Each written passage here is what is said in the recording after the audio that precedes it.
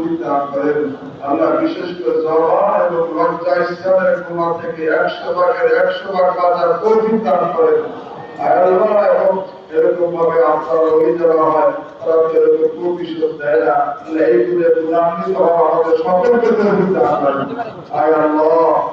আমাদের বাবা আমাদের পাপের কারণে যেইভাবে আপনি ধ্বংস করার ক্ষমতা রাখেন, আল্লাহ আপনি তো মাফ করে দিয়ে রহমত নাযিল করার ক্ষমতা রাখেন।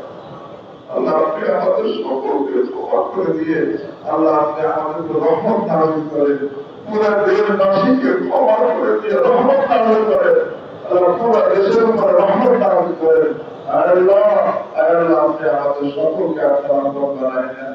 আল্লাহ আমাদের মধ্যে বড়দের মধ্যে হাসপাতালে কত লোক অসুস্থ আছে, সকলকে শেফায়ে কামেল আজল নসিব করেন। আল্লাহ যারা ঋণী আছে ঋণ পরিশোধের ব্যবস্থা করে দেন, যারা অভাবের মধ্যে আছে অভাবকে দূর করে দেন, যারা পেরেশানির মধ্যে আছে পেরেশানিকে দূর করে দেন, প্রত্যেকে নেক আশা জায়েজ হাজতকে পুরা করে দেন।